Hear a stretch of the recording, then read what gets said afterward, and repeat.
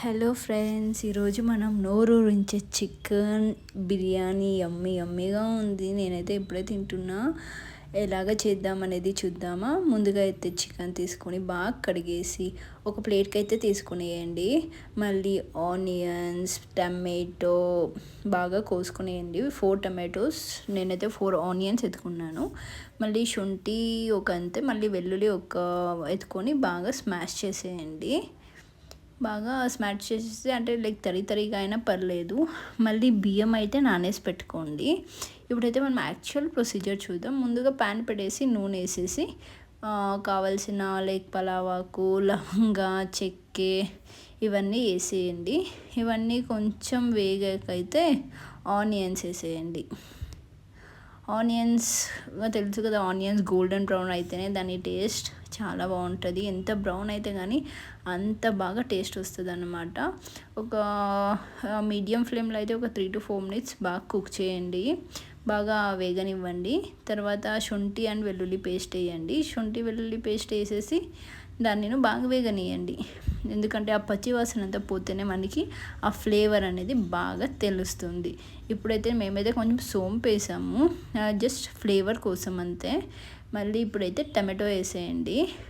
టమాటోని అయితే బాగా కట్ చేసుకున్నాం. మీరు కావాల్సి ఇంకా చిన్నగానే చేయొచ్చు, లేదంటే మిక్సీలో అయినా చేసేసి వేసేయచ్చు. వేసేసి దీన్ని కూడా ఒక 3 to 4 minutes అలా వేగనివ్వండి. ఒక 3 minutes తర్వాత చూద్దాం ఎలా అయిందనేసి.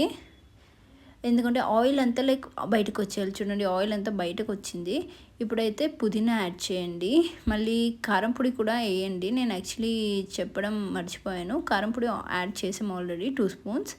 పుదీనా, కొత్తిమీర ఇవన్నీ వేసి దీన్ని ఒక 3 to 4 minutes మళ్ళీ లైక్ కుక్ అవ్వనియండి. ఇలా వేగుతూ ఉండగానే మీరైతే రైతా కావస్తే చేసేసుకోవచ్చు. కొంతమంది ఇష్టపడతారు, కొంతమంది అయితే ఇష్టపడరు. సో అలా ఇది వేగింది అనుకుంటా. ఇప్పుడైతే కట్ చేసి క్లీన్గా కడిగి పెట్టుకున్న చికెన్ని అందులో యాడ్ చేసేద్దాం.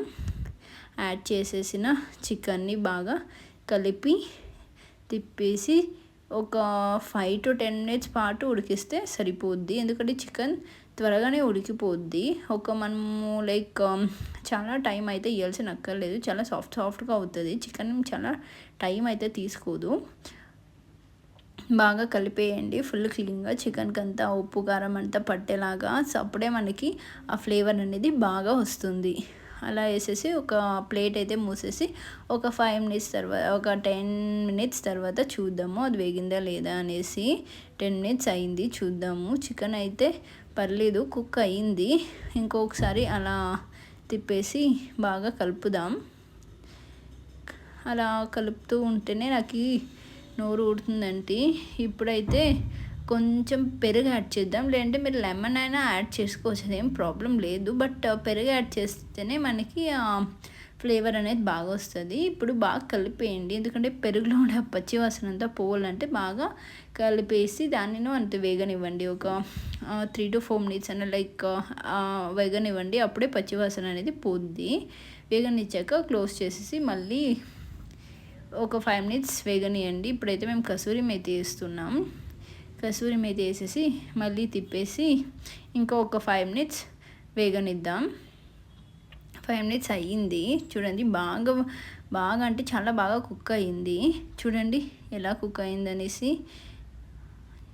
ఇలాగ తిప్పుతుంటే మనకి తెలిసిపోద్ది లైక్ కుక్ అవుతుందా, లేదంటే మీరు ఇలా ప్రెస్ చేసి కూడా చూడొచ్చు. సో దట్ ఏమైనా లైక్ విడిగితే అది కుక్ అయింది అనేసి, లేదంటే ఇంకా రబ్బరీగా అనిపిస్తుంది అంటే ఇంకా కుక్ అవ్వాలి అనేసి. సో ఆల్మోస్ట్ కుక్ అయ్యింది. ఇప్పుడైతే కడిగిన బియ్యంని అందులో వేసేద్దాం. నేనైతే ఇక్కడ 2 glasses ఆఫ్ బియ్యం వేసాను. తెలుసు కదండి, 2 glasses బియ్యంకి అయితే 4 glasses వాటర్ పెట్టాలి. లైక్ ఎప్పుడు మనమైతే 1 glass బియ్యంకి 1:2 రేషియోలో వాటర్ ఇద్దాం. సో బియ్యం వేసేసి కొంచెం కలిపేయండి. కొంచెం బియ్యంకి ఫ్లేవర్ అది ఇది పట్టని. తర్వాత గ్లాసెస్ ఆఫ్ వాటర్ వేసేయండి. 1, 2, 3.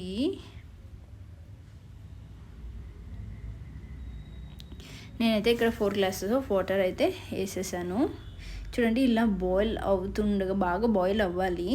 ఇలా బాయిల్ అయినప్పుడు కొంచెం మీరు కావాల్సి తట్ట మూసేసి